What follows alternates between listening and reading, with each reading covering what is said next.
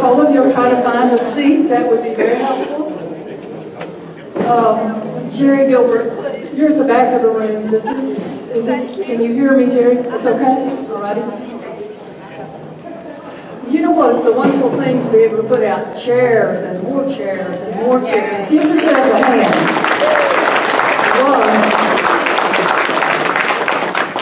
I'm telling you, this is the kind of meetings that we like to have. The first thing I'm going to do, this is Calhoun County, and I'm going to pay homage to somebody that's been very, very important to us, and that's Ms. Lily Ledbetter.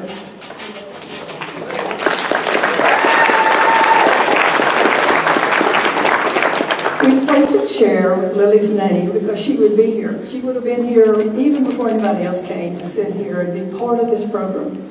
Lily passed away in October. Her final resting place is about 12 miles from here in Jacksonville. But she did a momentous job with equal pay, equal work. And she paved the way for girls, women, and the men too. She did a wonderful job. And many times she would have a fundraiser in California that she'd try to move it around so that she could be with the Calhoun County Democrats.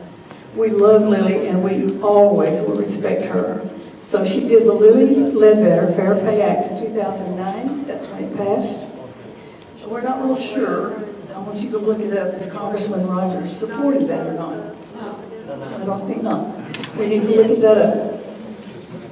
Well, Lily, rest in peace and know that we're waiting for you and that we will see you soon. Now, both, you'll be here in spirit. Blink the lights if you're here. Can you hear fine? I said blink the lights. Oh, yeah. Oh, did the lights blink? That would have been Lily. She was a wonderful person. She was so down home, but I mean, right here in Calhoun County. She was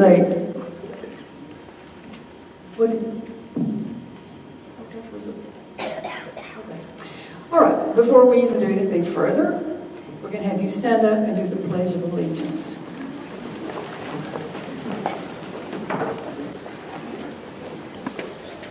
I pledge allegiance to the flag of the United States of America and to the republic for which it stands, one nation, under God, indivisible, with liberty and justice for all. Thank you. My name is Sheila Deanne Gilbert, and I'm the proud chair of the Calhoun County Democrats. In this ocean of people here, we have some Republicans, we have some independents. We're a mixed group, and I think that's fantastic. Give yourself a hand. I have to wonder, I think I saw on Mike Rogers' page where George Soros said that maybe there were some paid protesters. Do we have anybody that's a paid protester? Oh, somebody's holding up their hand. That's okay. Hey, just, you better get a receipt. That's what you better do. That's what you do. I just looked it up. He voted nay. He voted no on the Lily. Okay. Bud Kramer and Archer Davis put for the Lily Ledbetter Act, Yep. but Mike Rogers and the rest of them voted nay. Yeah, final passage, Rogers voted no. Not good. Now, before we get into questions and comments for our guest, I'd like to introduce some folks to you that's very, very important to our party and to the whole community. First of all, the vice chair of the Calhoun County Democrats is Vernon Presley. Please stand, Vernon.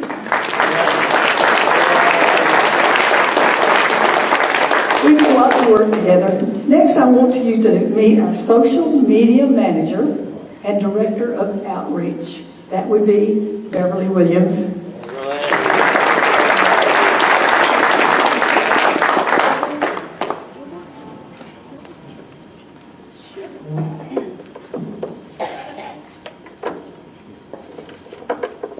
Oh, there's the microphone. Yes. It's in your hand.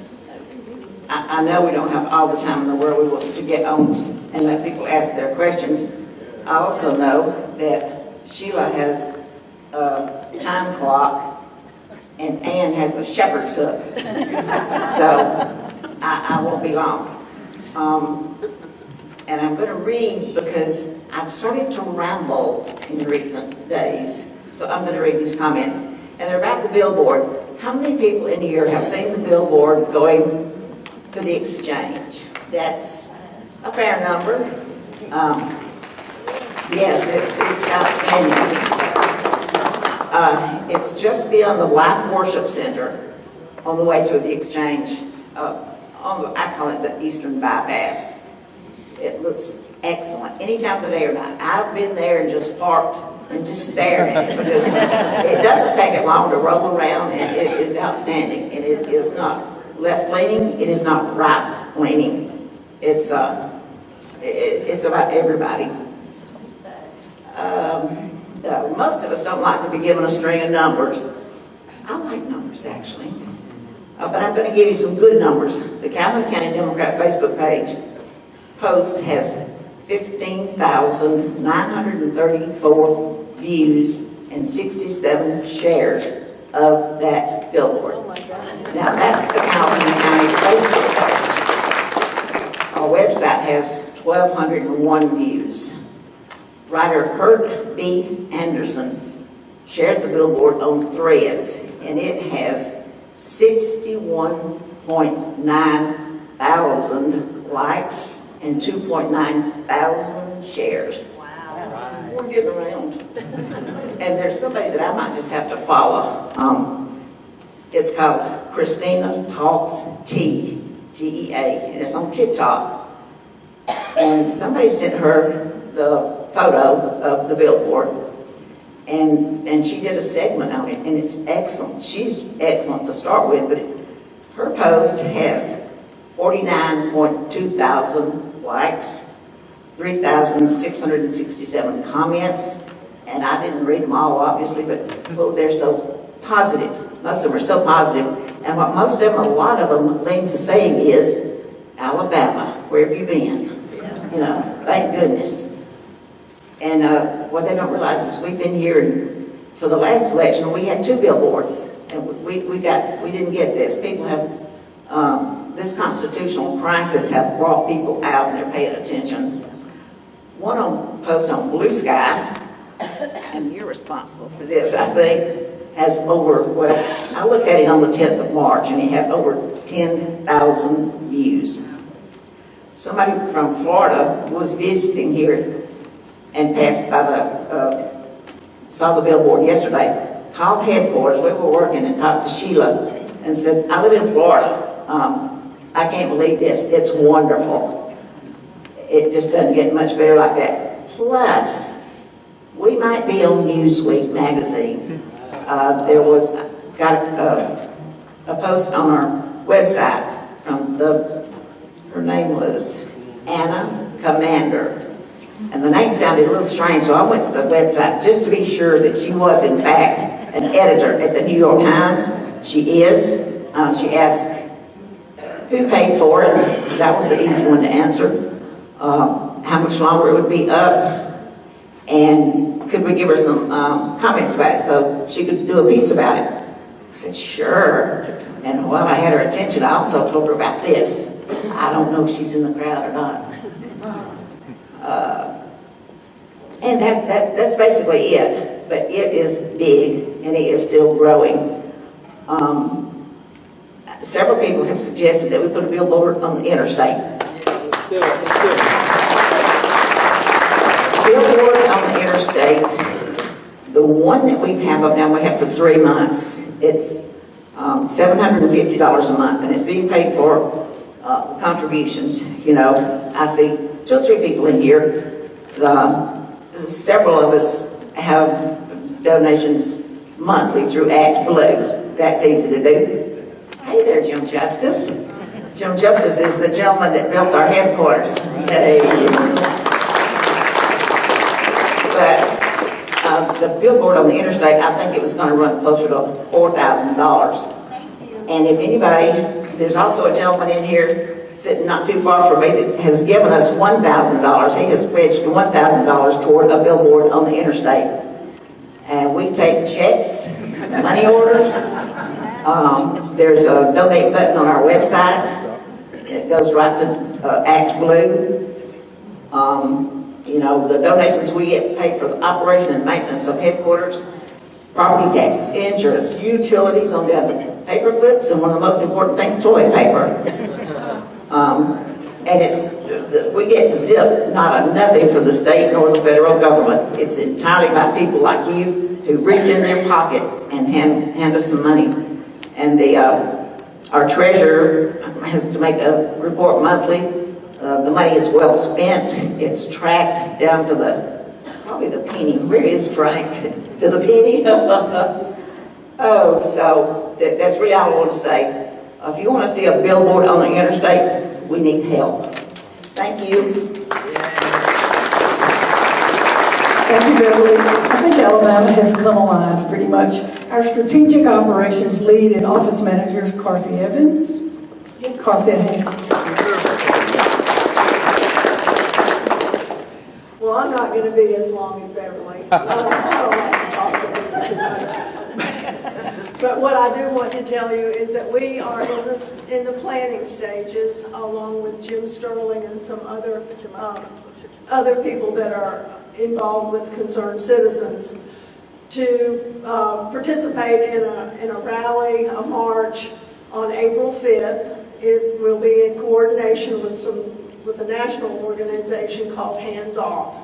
And we'll be marching, rallying somewhere in Anniston, probably trying to be adjacent to the bike races that are downtown Anniston, because we'll get good visibility and whatever. But the idea is to say, hands off Social Security, our Medicare, our public schools, hands off our democracy. So we'll be getting that information together and making our definite plans. If you got one of these little sheets to fill out, if you would, leave it at the table with the ladies back there, and we'll make sure that we get the information to you when we get the plans firmed up. Thanks so much. Thank you, Carsey. Now, from the Independent Community Crisis Conversation Group, an independent group, not Republican, not Democrat, not independent, but Ann Welch. That's right.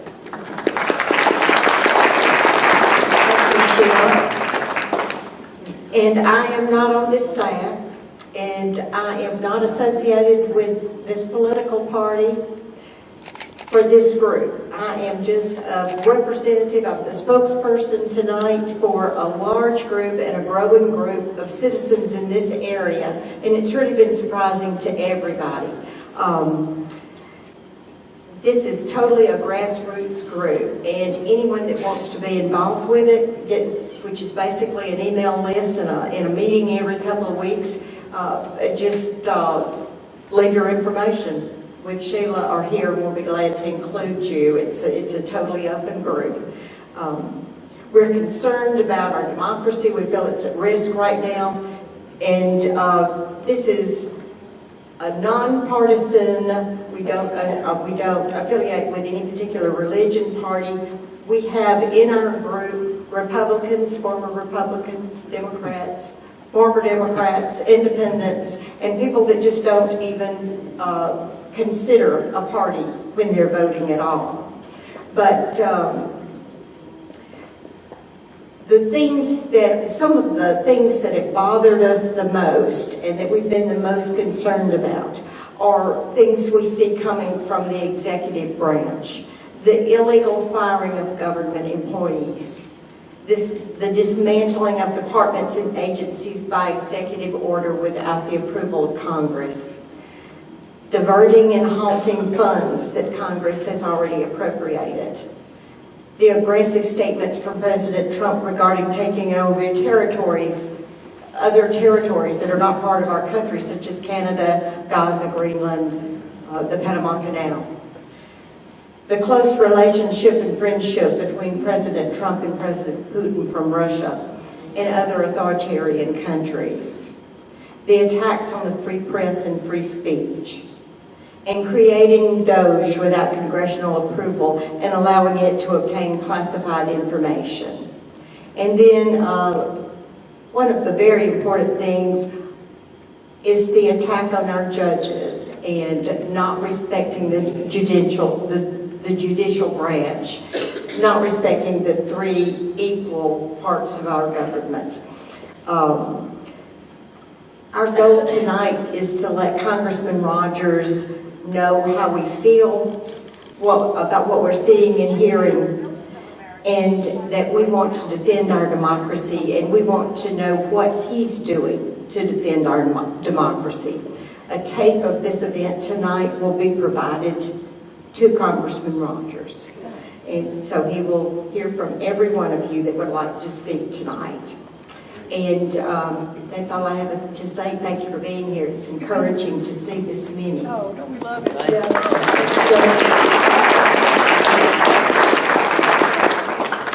Well, it is nice to see so many familiar faces and plenty of new ones, and thank you for being here. There are people here from Etowah County. There's a group here from Lee County. There's a group here from St. Clair County. There's a group from Talladega County. And who's all from Calhoun County? Hold your hands up. Oh, yes, give yourselves a hand, too. Wonderful. Oh, Jefferson County. Somebody here from Jefferson County. So, where are they? Marshall County. Oh, wow, that's right up there. Thank you. So, we have a lot to cover tonight. And let me tell you, Mike Rogers is excited to hear your thoughts and your ideas, I'm sure. So this town hall is open dialogue and collaboration, and your voices are at the heart of it. So Congressman Rogers declined the invitation. And so his staff person wrote back and said very nicely that they had a pre-scheduled meeting and could not attend. And so I wrote back very nicely and said, thank you very much. We understand. However, we're going on with or without you. So we are here. We are going on without him. And this might be a good time to see if Mr. Rogers might like to come out here.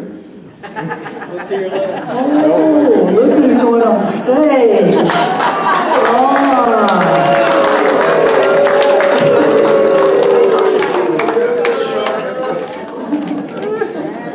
There we are. Everything you say tonight, first of all, number one, it is being filmed. Nathan Young here is our videographer, and he will take all this information, I'm sure, compress it, put it in some kind of a form and send it up to Congressman Rogers in D.C. And then we'll be able to see it, I'm sure, on your web pages and things like that. But keep that in mind as we are here tonight. You will ask your question tonight when you go to the microphone. You'll have, Carson, you got the microphone, where is it? When you have a question, you'll have the microphone brought to you so you don't have to get up and come up here. But we, and have some people planted around that have experiences. I mean, they're not speakers, they just have experience in certain areas. And so when we say something about the Social Security office here in Anniston, there's somebody from that area that can give some experienced talk about that or experienced information. So, be respectful, but still, it's a good way to have our democracy at least heard. Now, you've seen some of these town meetings. Have any of you watched Rachel Bad? You've seen the town meetings. Some of them get pretty rough, don't they? Well, we're not going to do that unless you want to. You can't if you want to. I don't care. All right, Rufus, I'm going to start with you, and let's just, we'll have to be respectful of time because we're here until 8 o'clock. We're going to watch a video with I'll tell you in just a minute who that's going to be. I'll introduce him later, but that's at 7:15. But I'm going to start with you, Rufus, and let's get and then we'll just go from there. Sort of, it may spur something you want to say, and then we'll just go from there. Thank you, Sheila. Congressman Rogers.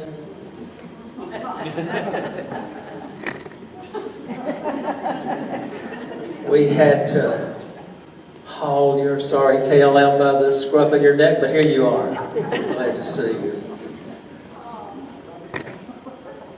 If things were not so serious, we'd try to be more funny. But it's not very funny what's happening in this country, is it? No. And I want to tell you this about Congressman Rogers. I do not dislike him personally. I've known him for years. You can, feel free. But I want to say this about Mike. He's been the congressman from the 3rd District for over 20 years. Re-elected with big majorities time after time. and he has not had a town meeting in 8 years. The last time he had a town meeting was 8 years ago. And he came out surrounded by an entourage of suits, and we had to get a ticket to come. Some of you may have been there. And it was very controlled, and he controlled everything. And I'd rather he do that again than not be here at all, wouldn't you? Yeah. So let's let him know how we feel about that. I'm going to kick things off with Ann Welch. You were great. You covered everything. So when y'all, whoever's got the hook, when they're ready to pull the hook, she's already hit on everything so well. Oh, many, many things. I don't know if we can cover all of it. Thank you. That was great. So I wanted to start with a few things, and when it's ready, when the timer comes, I can do the rest in 30 seconds. Because these are just mostly topics to bring to the front of your mind for those who want to speak. And the idea is to ask him some questions you think he's going to answer.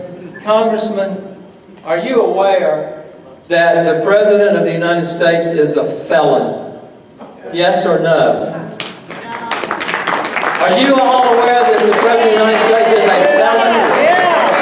A 34 times convicted felon, and he's not in jail. He's sitting in the White House. Does that make you mad? Yeah. Well, get mad, because we have every reason to be. That's right. Congressman, do you know that, do you believe that Donald Trump incited the insurrection on January 6, 2021? Let's focus on see if something will come. He looks worried. Yeah. Did Donald Trump incite the insurrection? Yes. Say it loud, thank you. That makes him a seditionist, and he ought to be, by federal law, in prison for 20 years. You know why he didn't get convicted? Because of people like that, including him. They wouldn't vote. That's right. For the impeachment. He voted against it. He voted to keep Trump out of prison. Along with that, all the other Republicans, except I suppose if Cheney, was Liz Cheney still there? And Adam Kinzinger, God bless them. Remember the two Republicans who had the courage to speak up? God bless them. I want to say something about veterans real quick. Do you know that Donald Trump is dismantling the Veterans Administration of the United States of America? He's dismantling the Veterans Administration, and he's taking away 80,000 jobs, and 20,000 of those jobs are veterans who are serving as workers and personnel for the Veterans Administration. This makes me so mad. I could tell you my own personal story, but I want to ask you folks out here. Everyone in here who's in this room right now, if you have ever served, if you served in the Army, Navy, Air Force, Marines, Coast Guard, or National Guard, please stand and be recognized right now. Please stand up if you're a veteran. Thank you.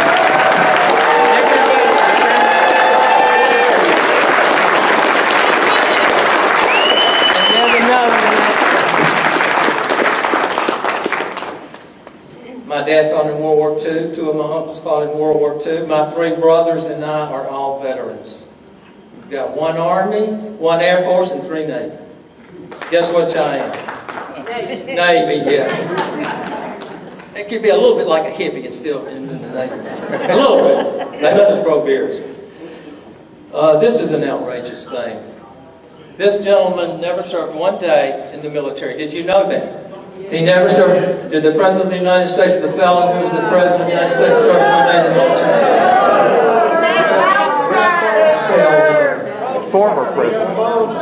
Bone spurs. He was a coward. And yet he's strutting around and with Ann Welch.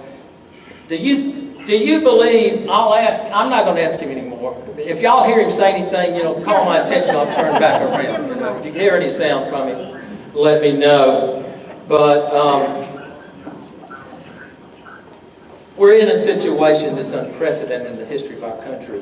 And unless time runs out on me, which it will, you'll have to get out the hook in a minute. But do you think that he wants to be a dictator? Yes. He is a dictator. Do you think that he would like to be a dictator in the style of Vladimir Putin? Yes.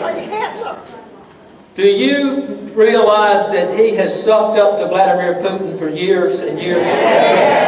Did you see the disgrace he made of himself in Helsinki a few years ago?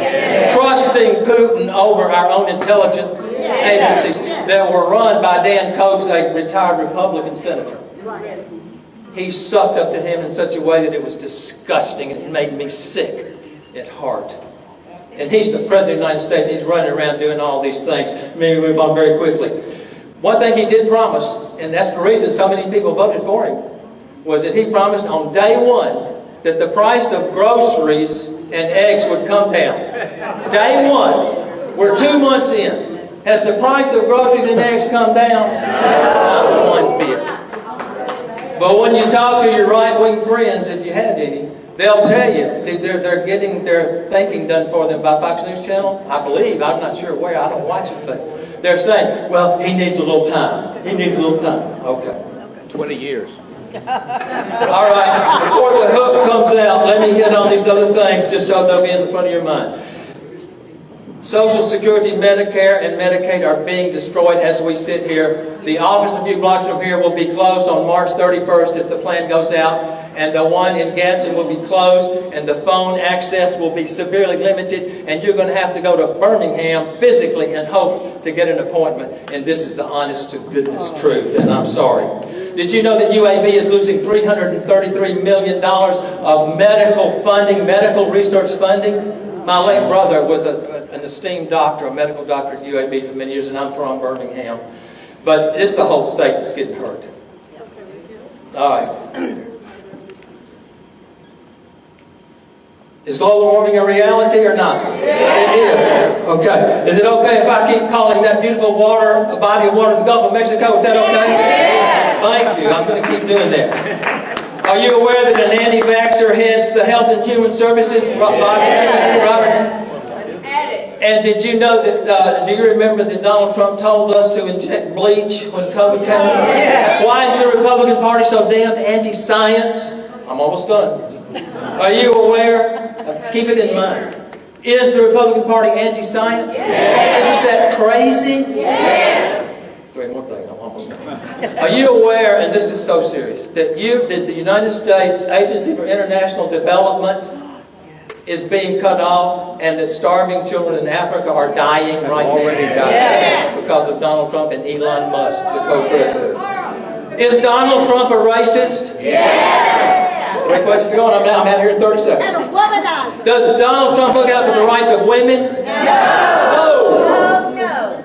Is he trying to destroy the Department of Education? Yes. And did you know that he wants to take public funds from the federal government and give them to private schools? Yes. Is that the way to educate American kids? Final question. I'm done. Is Donald Trump a habitual liar? Yes. Does he lie every time? And this is the very final comment, and I added it on just an hour ago. This won't take a minute. Nobody talks about it, but everywhere he goes, he carries an air of negativity with him. There's a black cloud over his head, and everywhere he goes, he spreads negativity and meanness. Does this bring American people together? Does this make you feel good about being American when he calls opponents pencil neck and fat person and little person? He is evil. He ought to be in prison. And thank God that you are all here. God bless every one of you.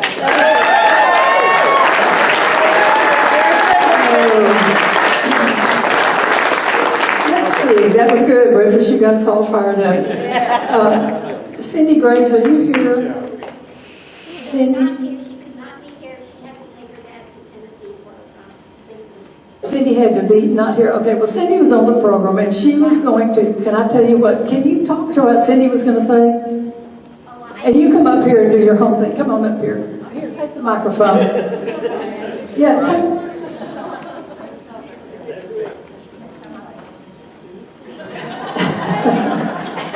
Also, Dwayne, I want you to talk about the veterans in just a second, too. Come on here. Okay, here we go. Hi, my name is Yvonne Booth, and Cindy is a very good friend of mine. She runs my office at work. I have Evans Flowers, and she was very much a Republican. We had a lot of different views at the shop. We have to be careful sometimes because it causes conflict with some of my employees. Really, they're friends.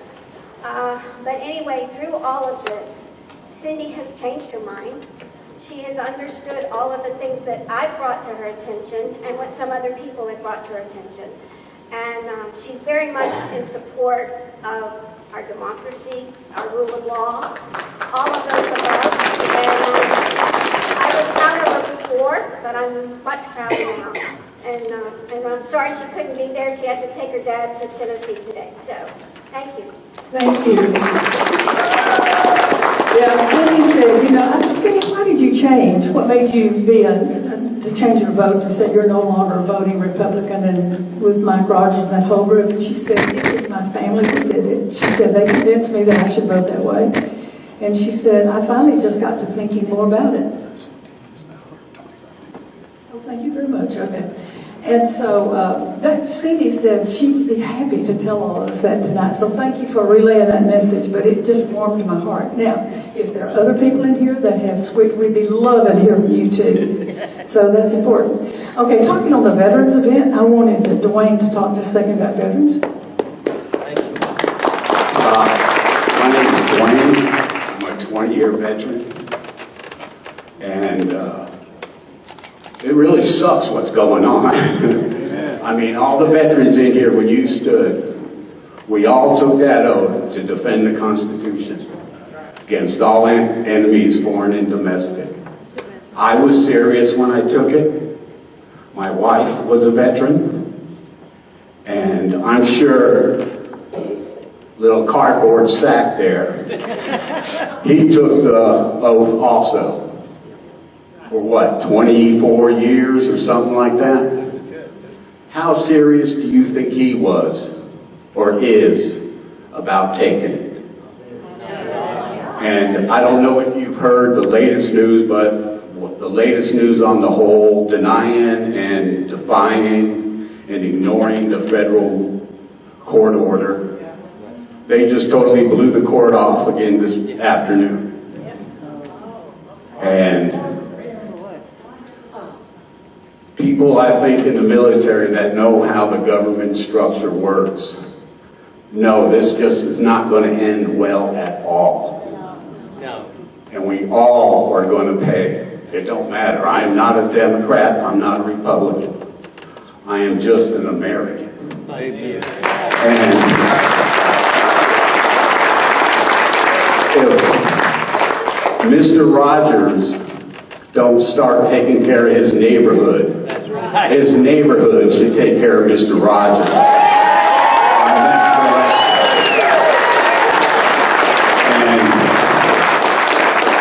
And people that ever watched that Warriors movie, I like to say, Mr. Rogers, come out and play. He is afraid to face you guys. And we just can't let that happen. He's got to come out. And I think just to give her one more job to do or whatever, we should write his office and get everybody to sign it and say between now and next November, he needs to make a date to come here. He has 7 months. He can't say, I got a prior arrangement. We all look like we're mostly retired or we're a place where we can get a couple hours off. He can pick a Monday at 2 o'clock in the afternoon. I will be here. Thank you. Thank you. I heard UAB mentioned a while ago. Jennifer, you had something about those statistics on UAB. Every bit of this filters down to right here, what's going to happen to us right here in Alabama. And I get so, and I know you do too, I get so tired of Alabama being on the bottom, on the bottom, on the bottom. You know what? We're moving upward now. And that silly billboard, I mean, it was a wonderful billboard, but it has put Alabama on the map. Believe me, when Newsweek magazine calls and said, that's a sign in Alabama, that shows that we're starting to make some moves here, and we're not going to, and Mike Rogers, we're not going to stand it anymore. We're going to do something and make something good happen. Jennifer Greer, Dr. Greer from Birmingham. Thank I'm not a medical doctor. But anyways, I worked 10 years at I live in Birmingham area, but I worked 10 years at UAB in the graduate school. I taught research writing, so I taught people who were a lot smarter than I am, scientists, doctors, and mathematicians, how to write up their research for publication, which is pretty, most of them got into science because they like science and they were really writing avoiders. So anyways, so I'm here as a private citizen. It's interesting that Sheila just said that the full billboard put Alabama on the map, and that is so very true, and it is so cool. But UAB has put Alabama on the international map. Yes.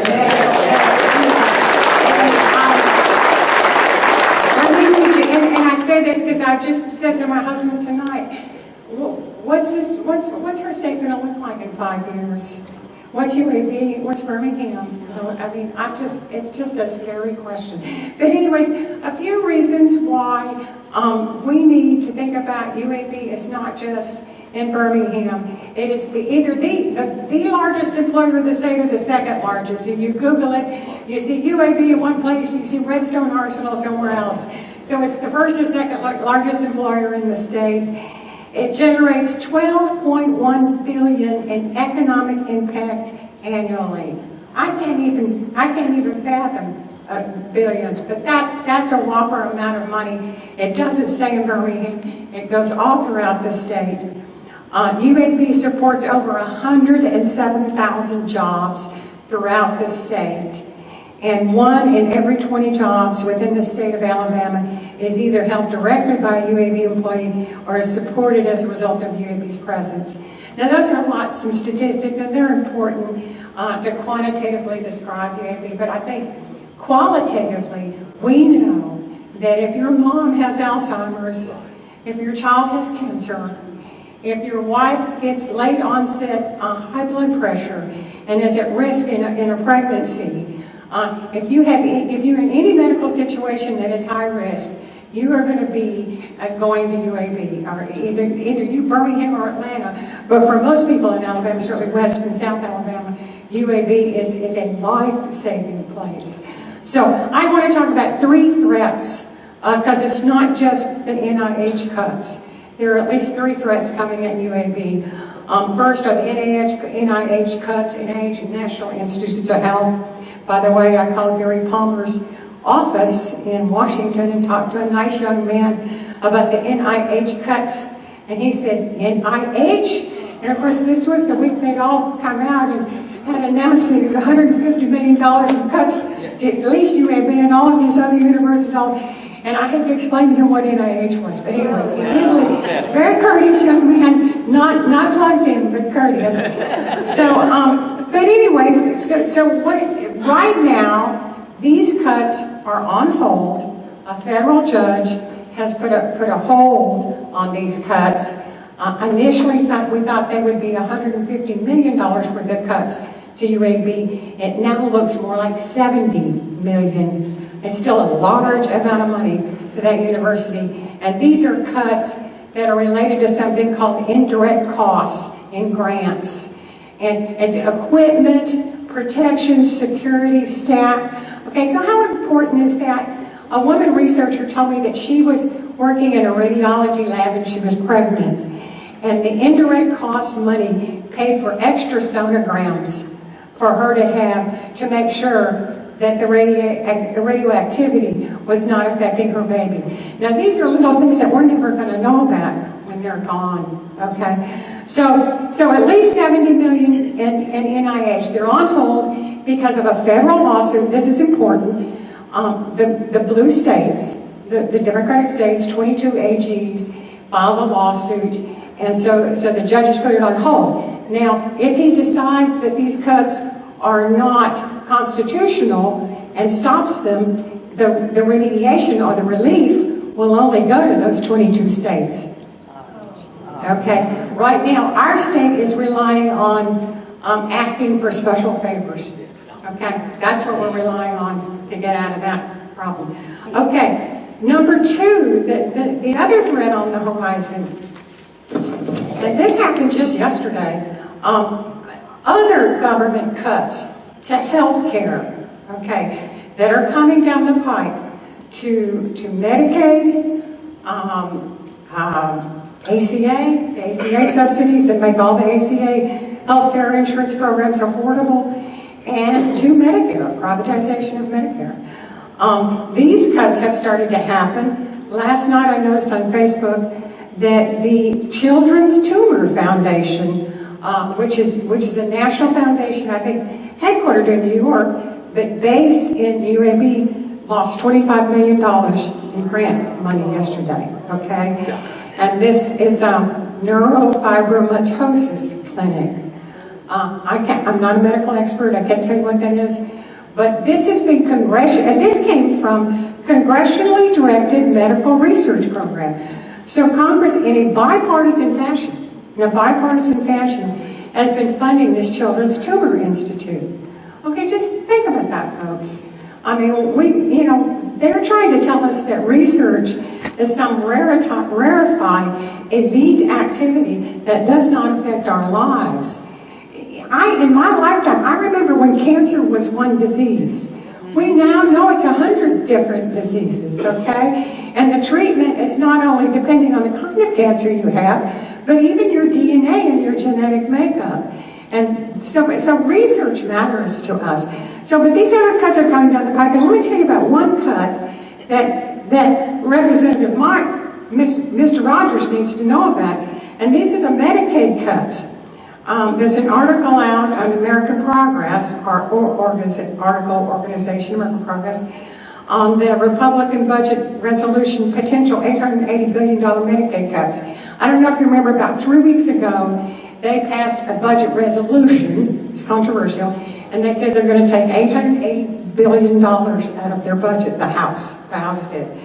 Well, just based on that, they've come up with a list of projected Medicaid cuts by congressional district. Okay, for the total state of Alabama, we will lose $15 billion in funding for Medicaid. $15 billion, state of Alabama. We're a poor state. Just remember, in terms of federal funding, we send $1 to Washington and we usually get $2 back. Federal funding is a good deal for us in Alabama. But based on these projections, we will lose $15 billion as a state.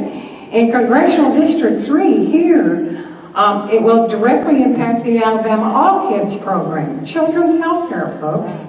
141,454 constituents, 141,000 kids are going to see 1.78, let's say 2 billion loss in direct funding here in your congressional district.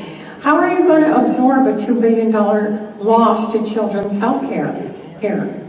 Who's going to pay for that?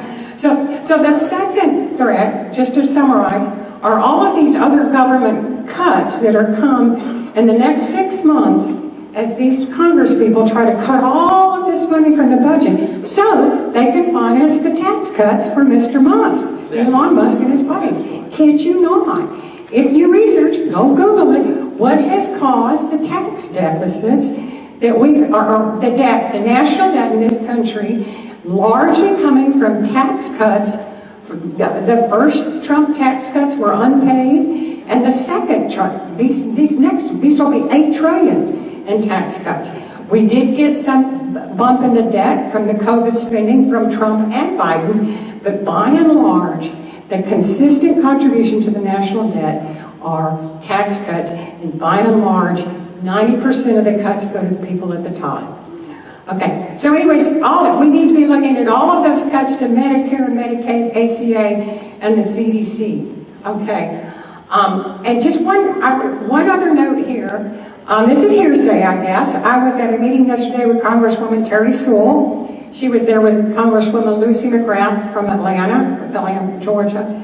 And they both said they had seen information on privatization of Medicare. And Congressman McGrath said it would cause an increase in $600 in monthly premiums for seniors in Georgia. And Congressman Sewell said if they privatized Medicare like they're talking about, it would be more than $700 increase in monthly premiums for seniors on Medicare. I have not seen that published. That's just from what the Congresswomen told us yesterday on stage.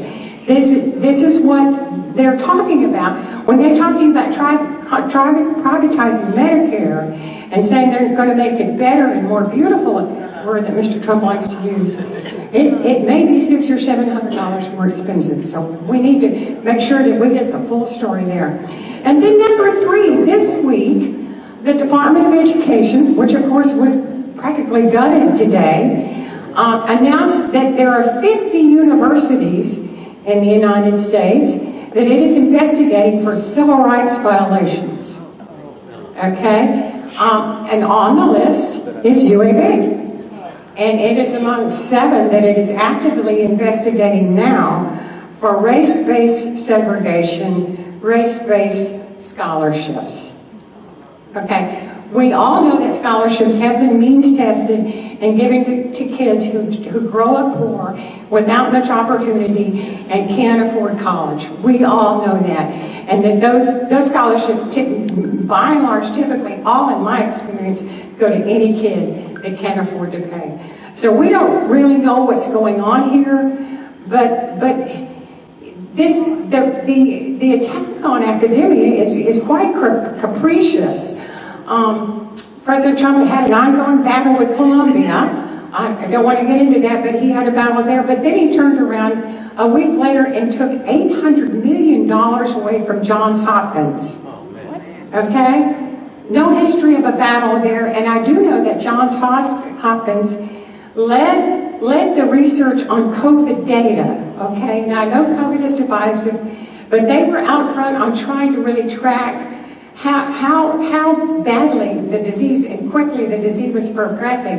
And without that, I think many more of us would have died. So Johns Hopkins is another flagship university. So these investigations, this third threat through these investigations, are somewhat serious because they seem to be vindictive, capricious. Who knows? We just don't know. So it's scary. It's scary. So just to wrap up, I looked at politicians' responses to the threats to UAB. Representative Sewell says they're devastating, that people will die. Gary Palmer says he's not funding woke research. Not going to fund that woke stuff. Woke research. Okay, Mike Rogers says my priority is defense spending. Kay Ivey says we'll wait and see. Senator Britt says she's going to ask for special favors. All right, well, sure didn't work with the Children's Tumor Foundation. Thank you for listening. Do you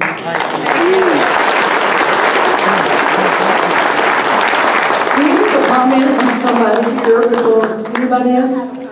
Okay, yes. As far as the all kids Medicaid in Alabama, Kids are already being cut. my granddaughter who has a brain disorder and depends on her all kids, she has nothing else but all kids Medicaid, and it's been cut. She's been kicked off the program. Already. It's already started. It's already happened 2 weeks ago. Is that here? In Gadsden. She lives in Gadsden. So it's not just something threatened, She's 11 years old. and she's already been kicked off the book. Mr. Rogers, would you do something about that and tell us, I did contact his office, and one of his staffers said that they would check into it. And Katie Britt's office too. They're both checking into it. Tommy Tuberville, never heard of him. You won't, do you? I'm so sorry. Alive, except for the kids that are already alive. What about right here in Calhoun County with the ACA? Who was somebody up here? Did you talk about that? Yes, come here. Did you talk about right here in Calhoun County what's happening with the Affordable Care Act? Oh, yeah.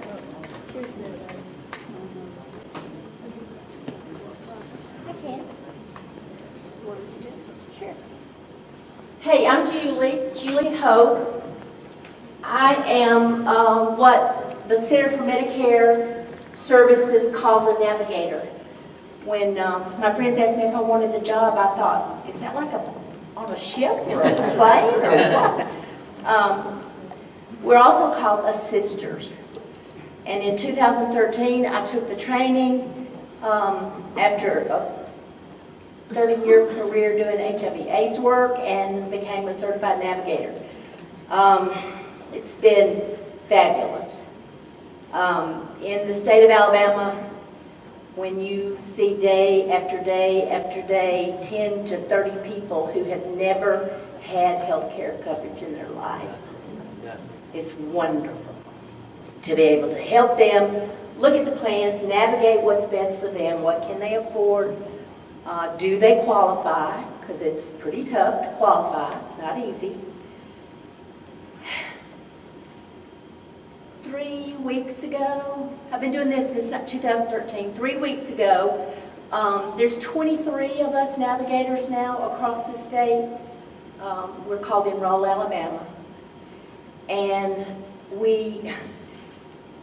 the agency who has our funding is called AIDS Alabama. They're an HIV/AIDS assistance organization. And I kind of feel like because it's AIDS Alabama, we're at the freaking top of the list when Musk started looking. And he cut 90% of our funding. 90%. Boom, like that. So we don't know when the, ball will drop and we'll be out of work. Most likely the end of summer, which is through our funding period. But What's going to happen to all those kids and all those people? I'm sick about it. What's going to happen to the people you're helping? Because even now, and especially during Biden's additional discounts during COVID, it was wonderful to be a navigator. I went home happy because people got, based on their income, they earn it. Based on their income, they were getting their health care coverage for 0 premium per month, with 0 deductible per month. Comprehensive Blue Cross Blue Shield plans, good coverage. Few people that made more money, they had to pay $15 a month. Few people that made a lot of money, they had to pay $50, $60 a month. And once you hit the top of the federal poverty level, they didn't get any help to pay. They had to pay the full premium just like anybody else would, which is nothing but fair. But it was great. I went home every night, cranked the radio up real loud, driving down a rural road, saying, I enrolled 14 people today. Now I cry when I go home. Because they cry, because they can't qualify any longer. So we're sick. We're just sick about it. We're frustrated that we can't stop it, and even if they decide to give us that 10%, we can't manage statewide coverage with 23 navigators. And at one point, they cut our funding about 6 years ago till there were only 3 of us trying to cover the whole state. So the numbers went way down, but the numbers for the last open enrollment, that period of time when you can enroll, the closest that we have, we got some preliminary numbers so that I could share with you. 477,000 Alabamians chose plans. That's a lot of people. And many of them got a subsidy, a tax credit, based on their income to help them pay. Full price Blue Cross Blue Shield plan, if your employer's not helping you pay for it, is $1,200 to $1,800 a month without a tax credit. That's a single person. That's a family, maybe 3, 4 people. Yeah. So it's dire. We don't know what's going to happen, but we've got to be advocates for the Affordable Care Act. Can't let it go away. It's helping too many of our neighbors. Thank you. How many of you are affected personally, or you have somebody in your family that's affected with any of these cuts and things that's been going on already? See this great number of hands? And so we want somebody to come down here. There's hand wringing. We want somebody to come down here and explain to us what's going to happen. What can we do? What's the secret? Do any of you here have a question or something you want to say? Yes? I do. We're in Alabama, and I'm sure you know what tornadoes are. You're going to be on your own soon.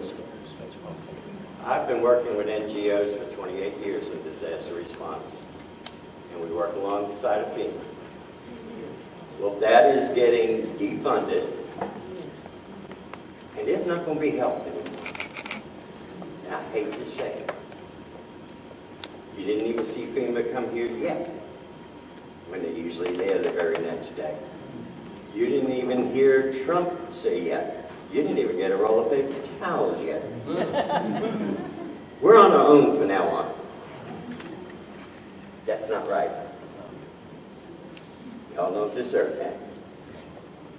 And I want to say that this showing here is wonderful because I know there's a lot of different people here that are not Democrats because you don't have to be. I don't ever want to hear the word us and them again. No. Because separate, we can't do anything. We're Americans and we're voters and that's it. And we're concerned citizens. And that's the way it should be here. Invite your friends and tell them it's not a political party.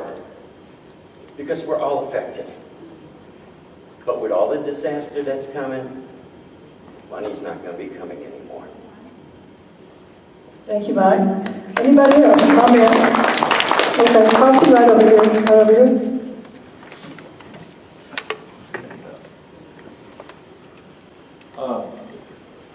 Is it on? It's on. Well, I just want to make a comment about the Doge initiative. Yes. I worked at the Army Depot All right. after the Reagan years, the Reagan plus up and DOD. I spent 6 years. We did studies at different commands. We made recommendations, things like that, instead of just wholesale. There's no rationale, no quantitative analysis, as she spoke about. And we had to produce reports. Some of the results As a federal employee. As a federal employee. Yes. The results were a consolidation of the personnel offices, and consolidation of the HR. The indirect cost was looked at.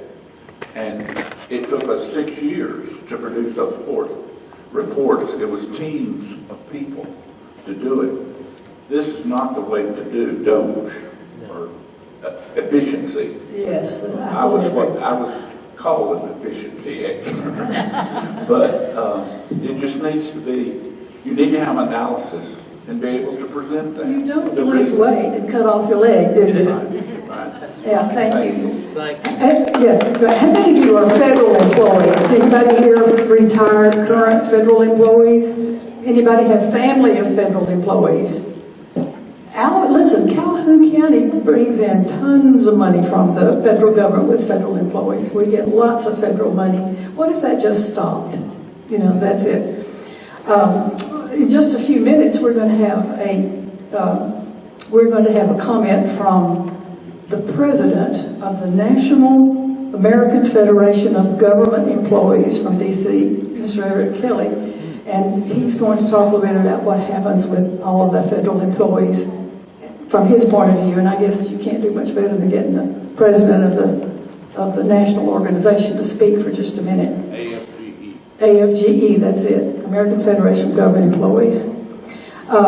We also have, anybody else in the audience want to say something? You're here to say something. Yes?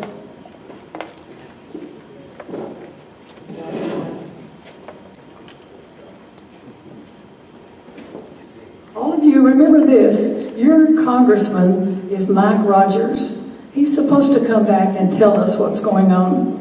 We're not supposed to be wondering and wringing our hands. We're supposed to have somebody that communicates with us and that tells us what's happening during these uncertain times.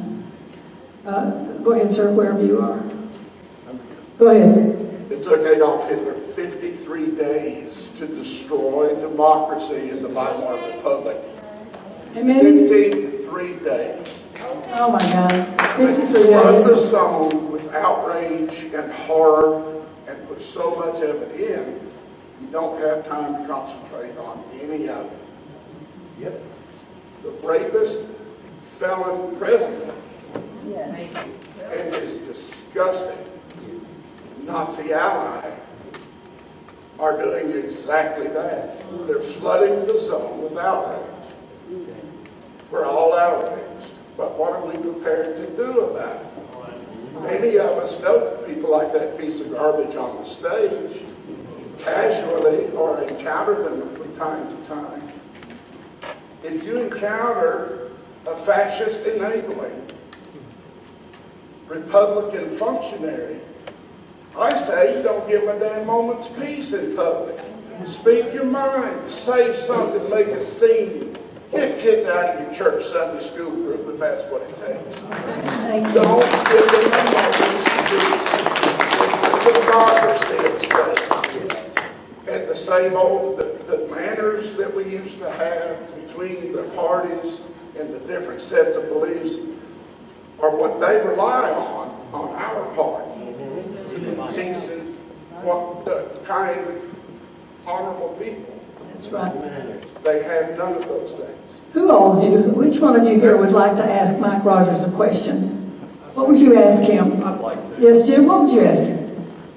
I'm Jim Sterling. I'm one of your constituents, cardboard, Congressman Rogers. And I would like to say that I very much did enjoy you about beating Matt Gates' ass on the House floor. But I did not like that the two of you made up shortly thereafter. That's the only good thing I could really say about you, Congressman Rogers. The fact that you're not here, you have people here who are, they're Democrats, independents, and Republicans. People who are not affiliated with any party, who are your constituents. Republicans are not just your constituents. And we've got a crowd here tonight to ask you questions, and we would appreciate that you would show some respect to us as American citizens and be at the next town hall meeting that we scheduled for you here.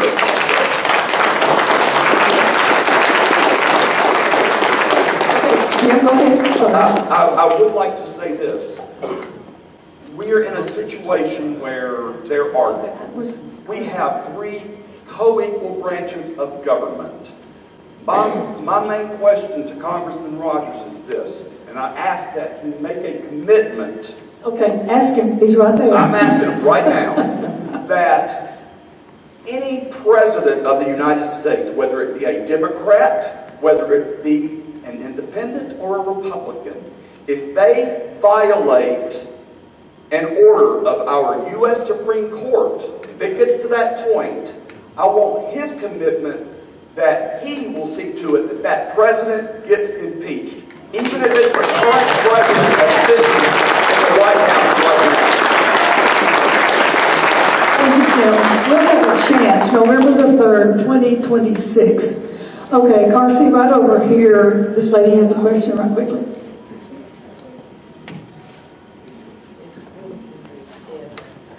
Hi, I'm Susan Hogan, and I was just following up on what Jim said about coming to see constituents. And I wanted to ask Mike Rogers a question. Here he is. I was at your meeting 8 years ago when you tried to tangle with someone who was disabled. And you asked him if he wanted to go out and fight. Yeah. And you also, you were there. And also, you said that you don't need to have any more town hall meetings because you are in a 60-40 or 70-30 district, I don't remember which. And also, you were in Walmart every Sunday morning and saw the constituents you needed to see in Saks. Do you have anything you want to say about that? You see all your constituents in here? And we're just a small part of your district. Thank you. Okay, Martha has a question back there. Wait, Martha, in the back, Martha. While she's walking back there, yes, Congressman Rogers got 2/3 of the vote of this entire congressional district. That's 500,000 people. You'd think that he'd be concerned enough to come back and talk to us. Go ahead, Martha. If I was say, like we missed you in Talladega, I haven't seen you for a while. But Good to see you. One simple question, Mr. Rogers, do you believe in the rule of law? And if you don't, what's the replacement? Did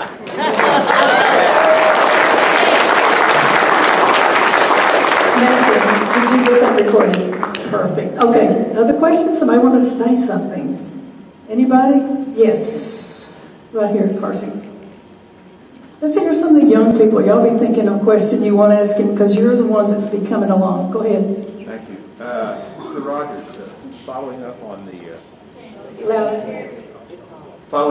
the comment from the gentleman about the Hitler parallel, we're seeing something very much like 1938 when Neville Chamberlain went to Berlin and basically gave away a nation to Hitler and really got nothing in return except a war. We're on the verge of something like that now. Ukraine goes, and where will we be in several years? That's something to think about. Good.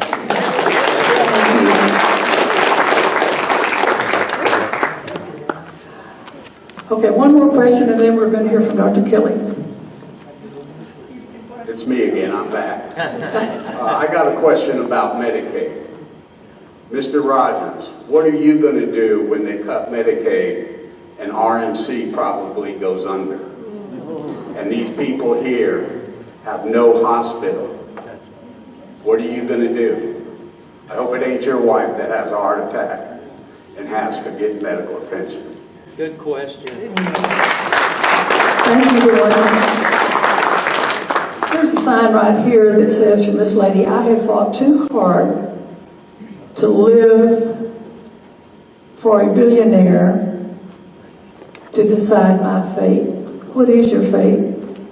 I have stage 4 breast cancer with metastasis to the lungs, the spine, and most recently the brain. And without Medicare, what do I do?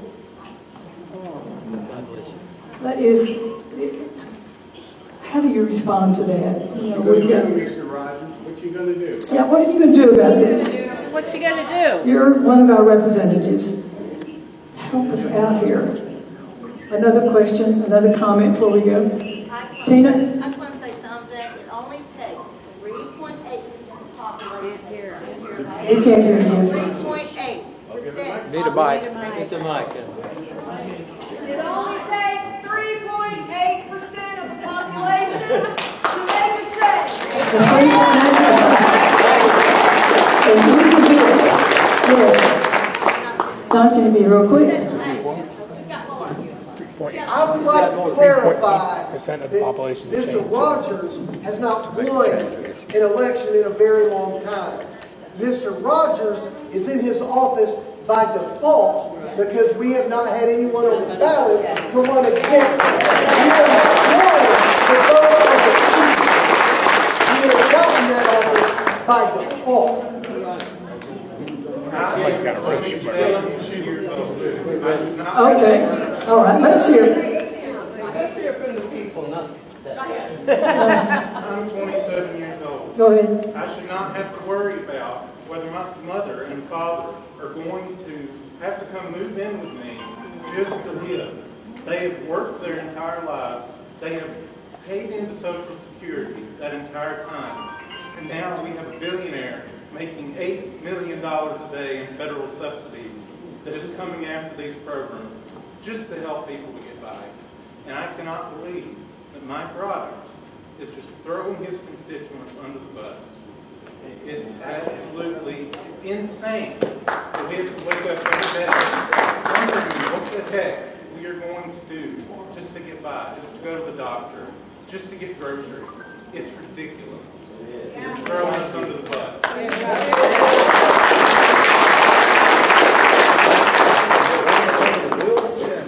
I heard her say it's 3.8%, correct?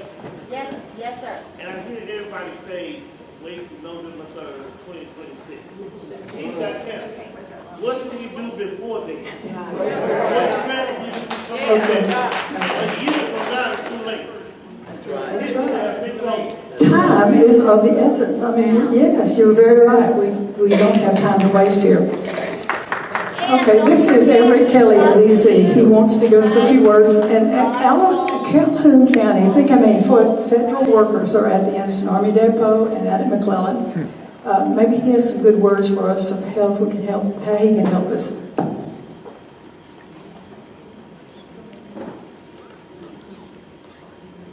Okay, good evening, sisters and brothers. My fellow Democrats, Calhoun County Democrats to be exact. My name is Everett Kelly, President of the American Federation of Government Employees, AFGE. Federal employees across the country. And right here in Alabama's 3rd District, my home, I spent 30 years working as a federal employee at Anniston Army Depot, right down the road from where you are right now. I've seen firsthand how good federal jobs support our families and communities. I've also seen how political attacks from Washington threaten those jobs. Tonight, I'm here to sound an alarm. The Trump administration's assault on federal workers, our neighbors, friends, and co-workers, is hurting Alabama and Calhoun County.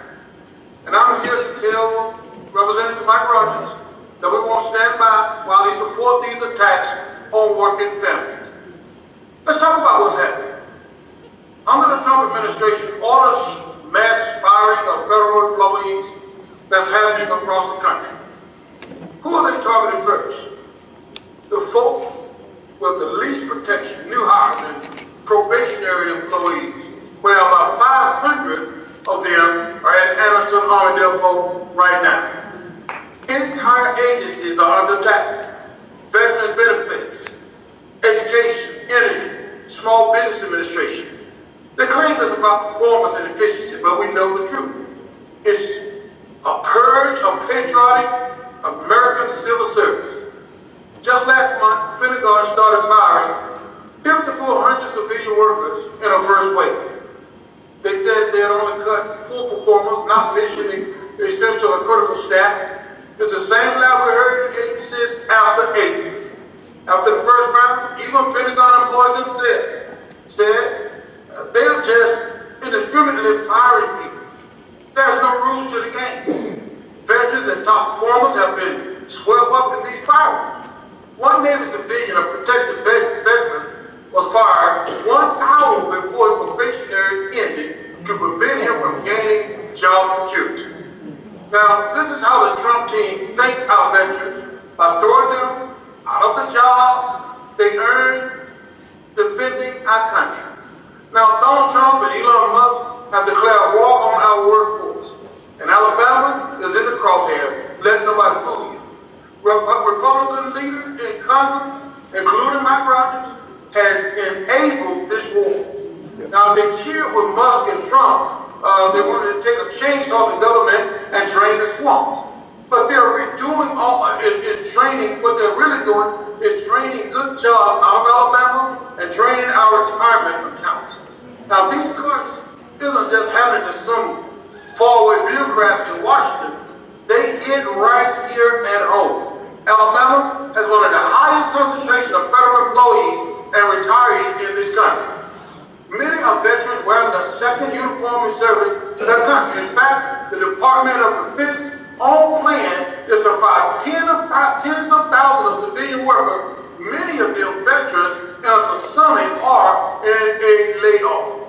Now, senators of both parties have warned this mass firing spree could harm national security by gutting critical support roles. Now, we're talking logistics specialists, depot workers, aircraft mechanics, cyber security staff, the people who keep our warfighters ready. Now, if you haul out Anniston Army Depot or Redstone Arsenal, which you are familiar with, you're not just firing Jane or John Doe. You're weakening our army and hurting our local economy. Now, consider Anniston Army Depot. It employs about 4,000 people, skilled Alabama civilians working on tanks and combat vehicles and small arms. I was one of them. Those are 4,000 paychecks supporting Alabama and 3rd District families. 4,000 consumers supporting Alabama business. and 4,000 experts supporting our warfight. Now, the Trump administration's policy put every one of these jobs in jeopardy. Now, when you fire a veteran at Anniston for no good reason, you not only disrespect their service, you take income out of an Alabama household and you degrade the maintenance of the Abrams tanks our soldiers rely on.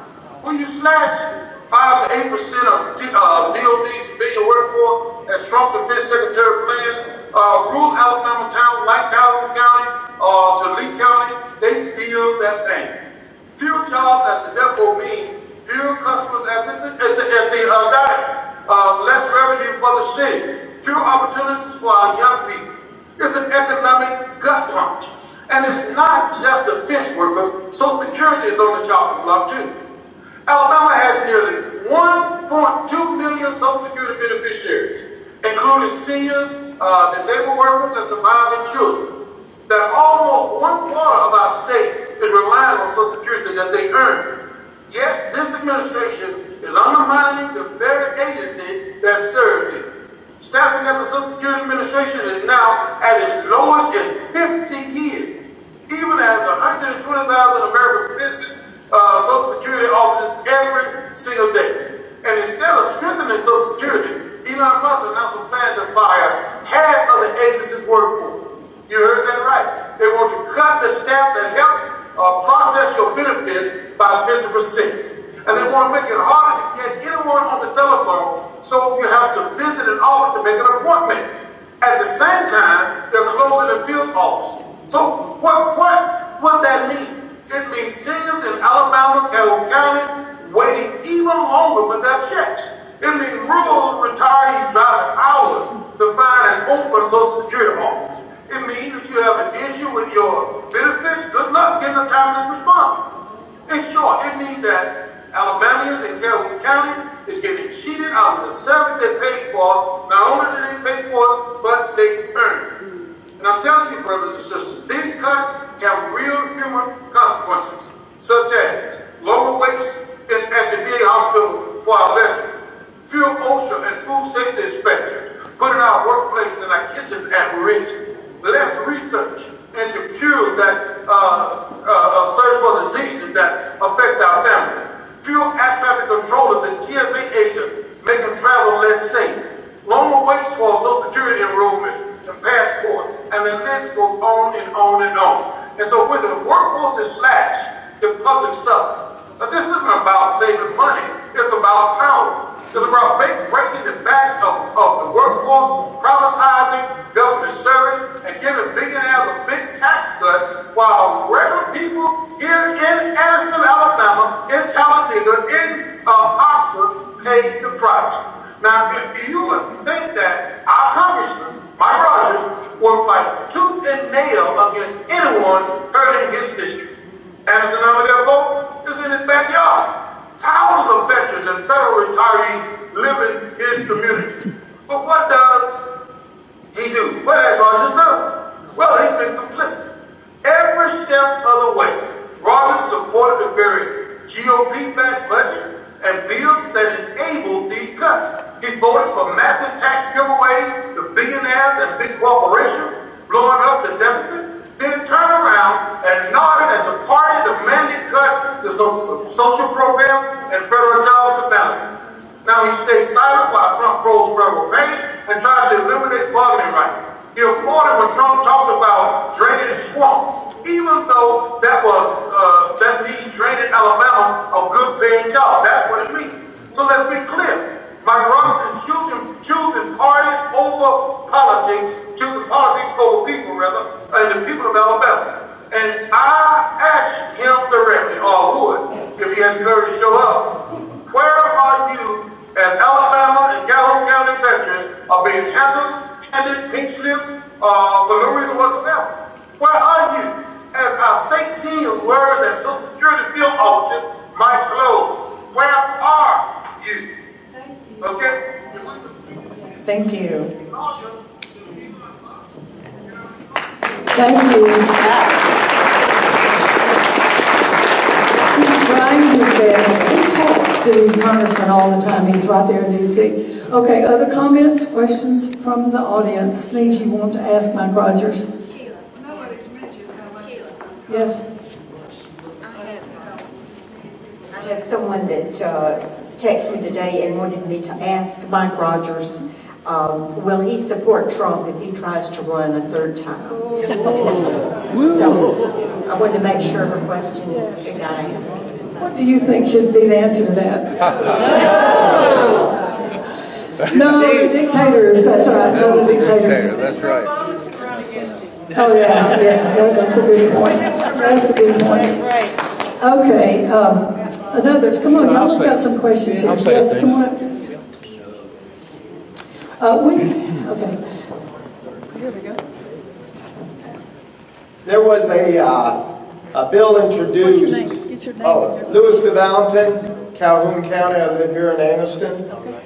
There was a Rhode Island Congressman, Seth Magaziners, introduced a bill, No Invading Allies Act, which seeks to prohibit funds for the armed forces to engage in operations to invade or seize territory from Canada, the Republic of Panama, or the self-governing territory of Greenland. Will you vote for that bill?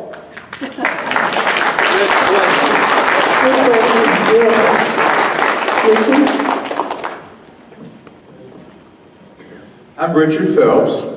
I was out at a Chamber of Commerce event at the depot Tuesday night, and the person, I believe his title was the person who's in charge of civilian contractors out there. He mentioned that the depot provides 42% of Calhoun County's gross domestic product. And he talked about the good jobs and the 4,000 residents and constituents who work out there. And he said, by the way, we're not hiring right now. And some people laughed, and that went over my head. But afterwards, somebody said, did you catch the inside joke? And I didn't. He said, they're talking about losing funding. That's why they're not hiring. What are you going to do about it? Thank you. Back here. Yes. Okay. I'm sorry. Come on up here and we'll let her be first. Okay. I have two questions, Congressman Rogers. The first one is the act about voting rights. In it, you're going to make it harder on women to register and to vote. We deserve the right to vote. It's already been given to us. We ask that you do not support that.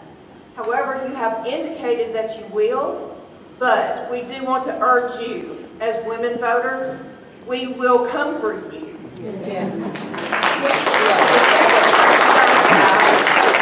This afternoon, the administration of Trump kind of thumbed their nose at the request for the documents for the deportation flights to El Salvador.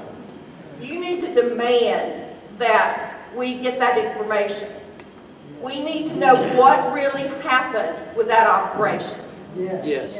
Absolutely. We need to know. I understand that those people, sorry, I really shouldn't have said that. I understand that our country does have illegal migrants that do need to leave our country. But I do believe that not everyone on those planes were meant to be gone. And if they are meant to be here, they need to come back. Because I read up on this prison, it's awful. They may not survive. So basically, they've been sent to die. They were denied due process. Thank you. That's right. Okay, the immigrants have had a bad, it's been hard on the immigrants and they're being so mean to them, and we need to hear from you and you need to help stop that. Okay, we had this question over here. Nobody up there in the Republican Party cares anything about us. They will not listen to you. They don't care whether you're hurting or not. That's all it takes. Is they don't care. Just mean. Yeah, very vitriol. Yes. Very vindictive, hateful behavior. That's exactly right. That's right. Okay, this is next right here. Hi, my name's Julie. I'm not a very good public speaker, so please forgive me. I had to write my question down, so I'm just going to read it.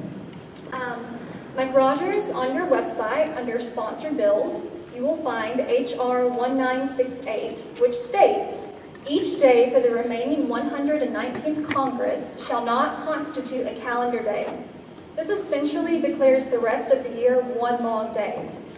This was passed in response to House Democrats wanting to hold a vote in order to end the unpopular tariffs imposed by Trump, and this vote would have needed to happen within 15 days.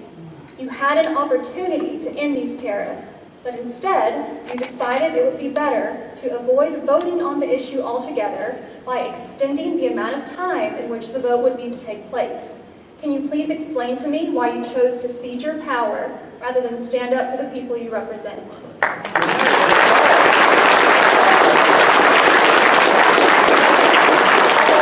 Do you all think he's going to answer these questions? Anybody over here have a question?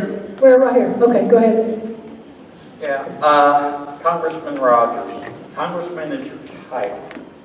You were elected to the United States House of Representatives. Your job is to represent your constituents. You were not elected to the United States House of Rulers. You are not to be ruled. We rule you.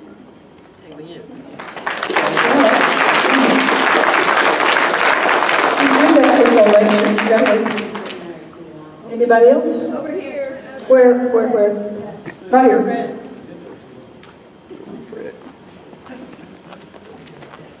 My name is Fred. I'd like to think of a different approach we're doing. You look around, you see a large-sized group, you make a free. Okay. Yeah, I think it right up to your mouth. Oh, right there? Okay. My name is Fred, and the questions we're directing towards Congressman Rogers, I'd say this group and 100 like it, why bother? If this group and 100 like it say, Mr. Rogers, you should go this way. But Leonard Leo, Elon Musk, and Charles Koch come with $20 million and say, go that way. Which way do you think he's going? That way. There you go. So why bother? What we need, as the gentleman over there said earlier, is someone to run against him. And remember, Rogers and Trump won in 2024. They won in 2020 as well. What we should be addressing is the people that voted for it. And they might be a little wishy-washy on Ukraine. Freud, I voted Freud said about that. They might be wishy-washy on Ukraine, but they're not going to be wishy-washy on their money. They're not going to be wishy-washy on their health care. And that's what they're standing to lose. We've got to talk to the people that supported Rogers and Trump about what they're losing. Remember what Trump said? We got an ally again. From day one, this will happen. It ain't happening. And keep on reminding those people of the promises that he made, and he is not keeping, and is not about to keep. That's where we got to go. You go after Trump, and you go after Rogers, but with somebody and with the money, because that's what they're voting on. The price of eggs, the price of taxes they're paying taxes. Imagine Leonard Leo, Charles Koch, and Elon Musk pay a lower percentage of their income in taxes than most of the people in this room. And remind the people that they're paying the guys who would own 2 yachts. I think it was Jerry Jones owned the Dallas Cowboys. He paid $110 million to buy the Dallas Cowboys. He paid $150 million for his yacht. And some of these guys have 2 yachts. Very few of us have that many. Okay, thank you. And that's what we got campaigned about. Thank you. Thank you, Fred. Thank you, Fred. just look, the price of gas is going down.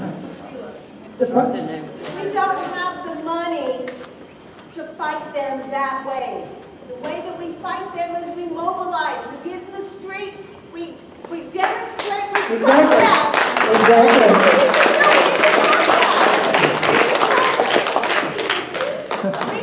We need to get together, folks. We need to march in the streets like they're doing in other states.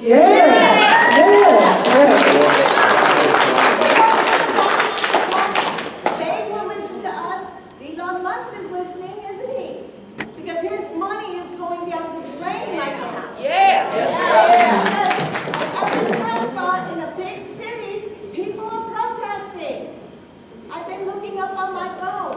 Where are the protests? www.5050in.1 that talks about how to protest. We need to stand up. We need to get out there. We need to walk, because if we don't walk now, they're going to take it away from us. They're going to take it away. They're trying to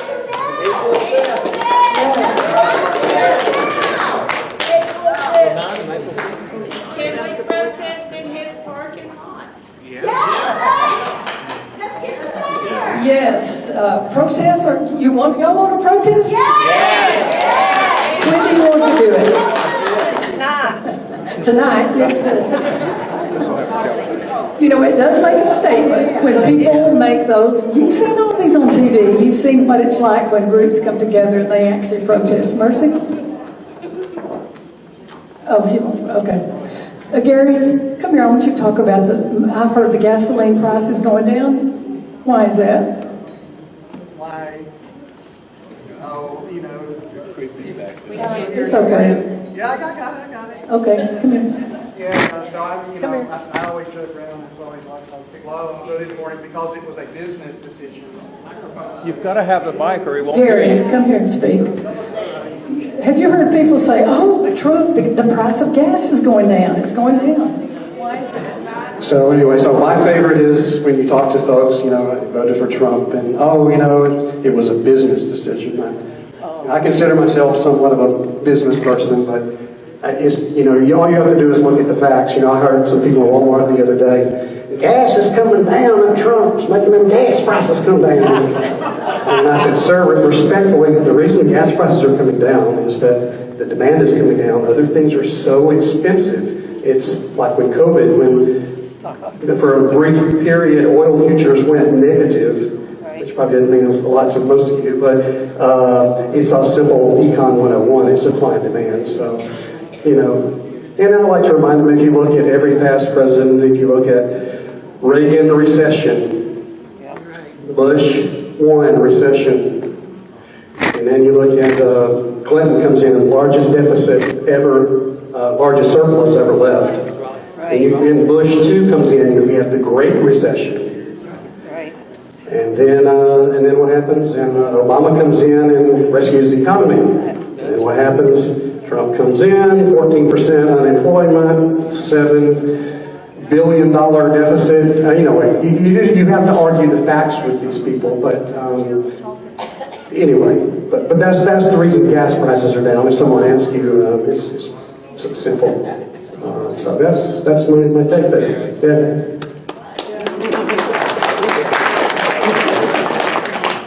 One more really quick thing. Who is it? Okay. All right, I'm going to come back to you. Y'all have heard about NPR, national radio, all those sorts of things being cut too. We have a guy back here with Alabama Public Radio. Almost. Okay, who's first? Mercy. Well, I don't want to get us too far off topic, and I promise, Mr. Rogers, I do have a question for you when I get to the end of my data. I work in education in Alabama Education Association, so what people colloquially call the teachers union. We're for all of education, not just teachers. Of course, we know today Department of Education being slashed. I want to point out, because a lot of people will say, well, Department of Education is not in the Constitution. Neither is God.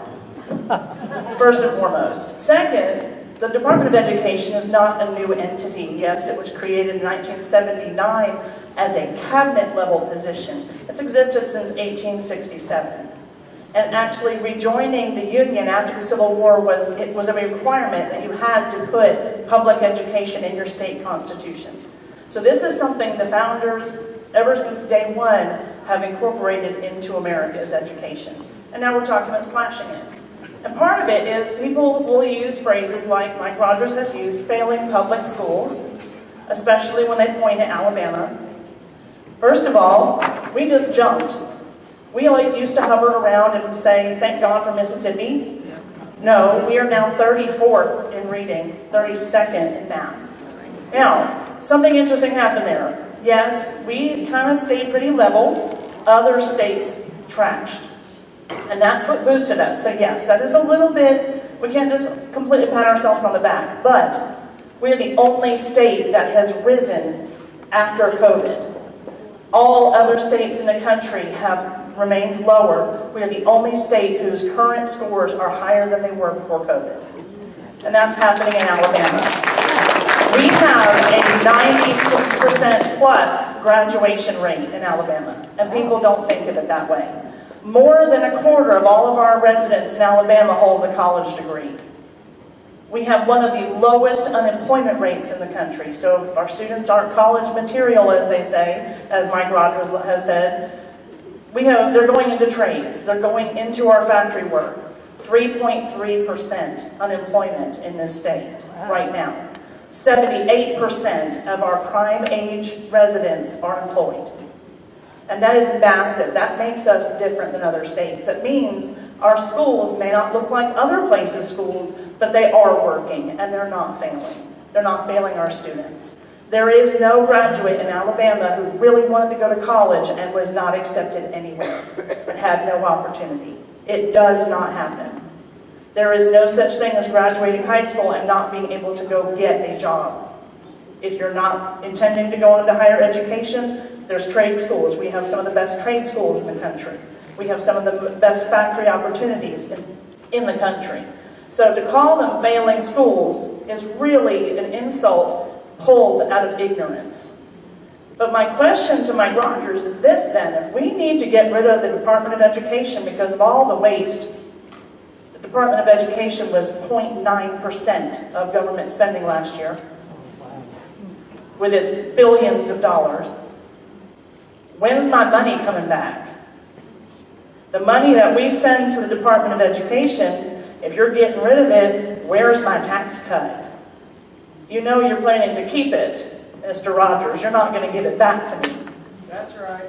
So if you're going to gut the Department of Education and other programs that are so wasteful, hand me back my money.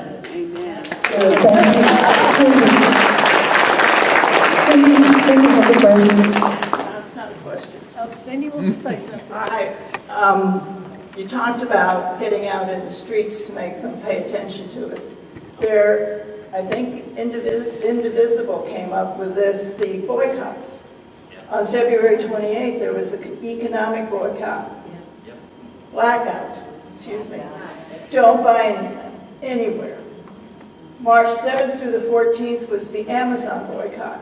Do not buy anything from Amazon. March 21st through the 28th is the Nestle's boycott. They own a lot of the products that we buy. April 7th through the 14th is the Walmart boycott. That's going to be hard, but let's stay the line there. And April 18th is another economic blackout. And April 21st to the 28th is the General Mills boycott. That's all I've got right now. They're going to keep up the boycotts.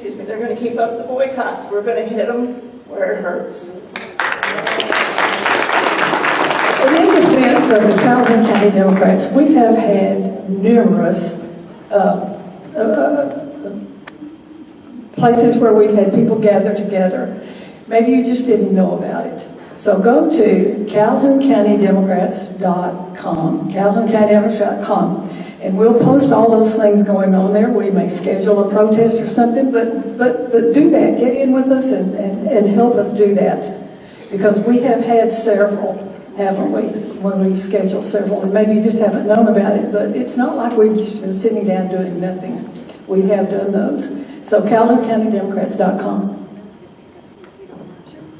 In addition to the Democrats, if you would like to get your email on our email list of concerned citizens for our constitutional crisis, please just write it on one of the papers at the back, and Sheila will get it to us. I was going to say that I have picked up the sign-in sheets. Mm-hmm. I will enter them into our database and give them to you.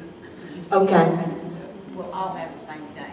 That's great. Well, this is a wonderful start. Give yourselves a hand. You've got a good audience. We've got some new people. We've got some new ideas. And by golly, we're going to stay on that, Mike Rogers. And let me tell you what, when it comes to be November the 3rd of 2026, we're going to make a difference. We're going to have to. Jim Williams, you had a question? She had one, Sheila. Oh, sorry, Jim. Well, let me just say something very quickly here. There are several special elections coming up across the country. A couple in Florida, a couple in Pennsylvania, a Supreme Court Chief Justice in Wisconsin. Every one of these races has national implications. There are opportunities to postcard. There are also opportunities for phone banking. I'm one of the world's worst phone bankers. But we are a state where this is time to suck up and do these things. The Supreme Court Justice election in Wisconsin is the 1st of April. You sign up to phone bank once, to mobilize, you get the training then, and from then you can call on your own time. So the opportunities are there. If anybody has any interest in that, please let us know, or we can send information out. But this is time when you can do something. And postcards and phone banking statistically are shown to bump the voting rate anywhere from 2 to 5%. The race for the Supreme Court Justice in Wisconsin right now stands at 47%. Okay, so this is the kind of difference that you can make. The ones down in Florida are slightly, sort of watch those that are less rosy, but by the same token, if we don't try, we know what the outcome is. Pardon.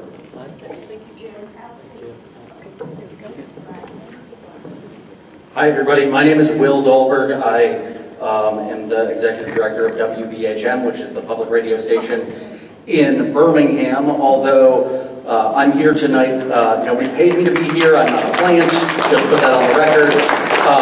Thank you. And I'm also not here asking you for your money. It's not a pledge drive. I use that joke all the time, and it works every time. I am here in a few capacities. A little like the Lorax, I am here representing all our public media brethren around the state. Each of them serves their own community and reflects the culture, the values, the stories of their communities. So I'm here speaking on behalf of them, whether they sort of like it or not. What I want to do real quick, and I do not want to take up your time, I just want to share a few facts for Congressman Rogers, his Republican colleagues, his Democratic colleagues, anyone on the Hill. The fact is, and I preface, I want to say this, as someone whose life has been profoundly impacted by public media, I grew up really poor. I didn't grow up in Alabama, but I grew up in the Northeast in a pretty impoverished situation. You know what was always there for me? Public TV.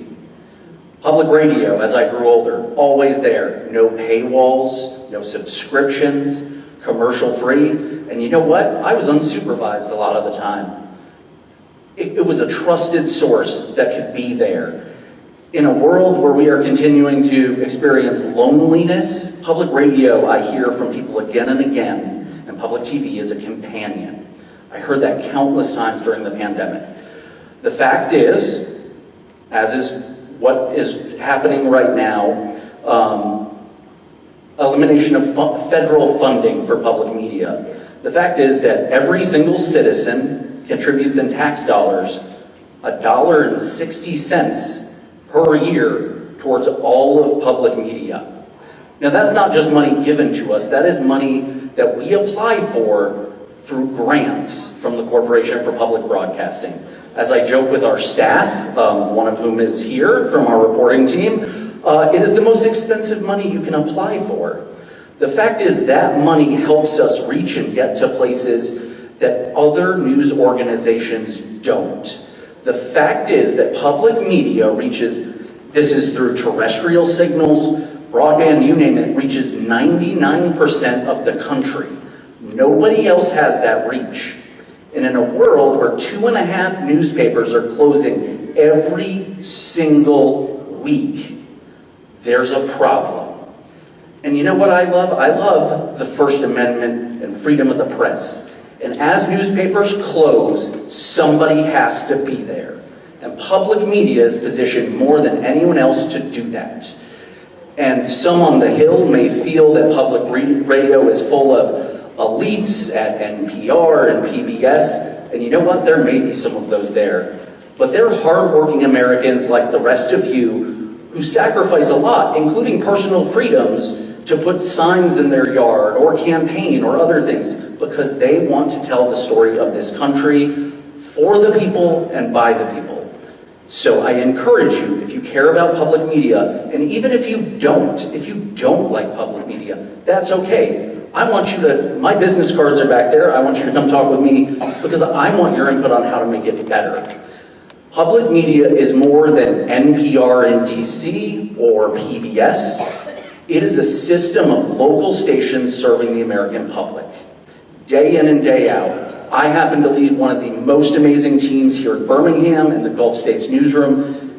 I did not come here for this job, but I lucked into having one of the best jobs in the state of Alabama, leading this team, and telling the story of Alabama to the rest of the country. Because you know what? Alabama, when you go other places, people usually cringe when you bring it up. You know what? We tell a lot of great stories from here, and there is an endless supply of stories about great things, small things, and all the little things in between that nobody else is telling. I encourage you to support public media. You can go to protectmypublicmedia.org. It's an advocacy organization, nonpartisan. If you want my business card, you can reach out to me and I can share more information. Thank you for the time. Thank you. It's not Fox News, right? How many of you listen to MSNBC? Roger Maddow, Lawrence O'Donnell, and you know, all the ones that Trump doesn't like, he's trying to get rid of. Isn't that just totally amazing? Yes. Come. It's almost 8 o'clock, so just hang with us about 10 more minutes. I think the really sad part is the people in power just want the power. And they don't care about public radio. And they don't care about any of us, nor do they care about their own Republican constituents. They care about having power and having money, and we all know there's a certain amount of money, and what they're going to do is take our portion and put it in their pockets.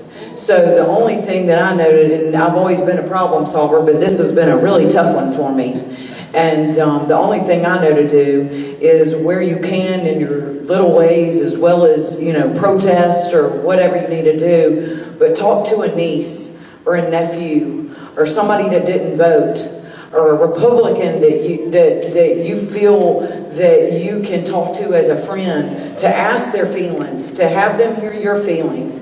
Anything and anybody that you can talk to that maybe didn't vote because they didn't like Kamala's voice, or whatever that is, just talk to people. Just get the 3%. Do whatever we have to go get people to vote that haven't voted before. People in your community that you know don't vote, you know, ask them or talk to them in a way that they understand the importance and what they're going to lose. Because public radio, I don't want to lose, nor do I want to lose my health care, nor do I want every person that's underprivileged to have less than they have today. So that's the only solution I have for the people in this room, and I just felt like it was necessary to say something about it. Thank you.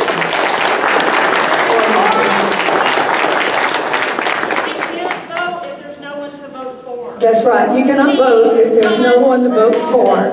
So do this right now.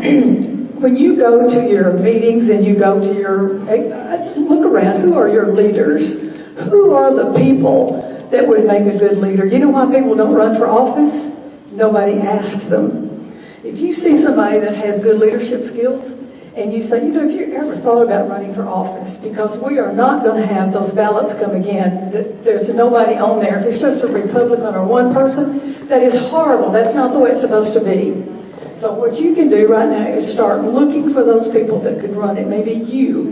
It may be your neighbor. It may be somebody in your Sunday school class that's an excellent leader. Think about that. Come to our headquarters. I can qualify, or we can qualify people for various reasons. All the constitutional offices are coming up in Alabama this year. The mayor, the secretary of state, the treasurer, all of those are coming up. So if you think you... We had 148 uncontested seats now. 148 uncontested seats in Alabama. That is unforgivable. We cannot do that. So let's try to work on that. Go to the webpage, CalhounCountyDemocrats.com. CalhounCountyDemocrats.com, and we can put you in touch with the Ann's group. We can have a really good list of people. When we put protests together, you need to come. Bring your signs. I love those signs you all had. So, if there's one more comment, I'm sorry. Yes. Hi, me again. It's me again. We've had such wonderful comments tonight, and touching on so many different subjects. And I'm going to bring up something very simple and that ties in a lot of these things on how to get better votes. I wanted to ask Mike Rogers if he would consider sponsoring the fairness doctrine again. You guys may remember that was done. It said that for every Republican viewpoint on television or radio, public media, you had to have an opposition viewpoint. Excuse me, I'm having a little trouble talking. And that was what kept everything fair. It kept the radical media from developing. And what we have now, we can talk to our friends until we're blue in the face. And what do they think of? They think we're people who don't believe in God. They think we're people who are running a child pornography ring out of a pizza parlor. How do you reach those people? How do you reach people who think we're just, the devil incarnate? We need to have opposition points of view equal and distributed again like we did before and restore some equilibrium in this country. Would you please sponsor that, Mike Rogers? Okay, before we end, let's all say to Mike Rogers, what do you want to say to him? Let's do a group thing. What do we want to say? What? Do your job. Let's do it 3 times. Okay, all right. Mike Rogers, do your job! Do your job! Do your job! All right. Thank you. You're all in an extra audience. Good comments. Thank you for coming.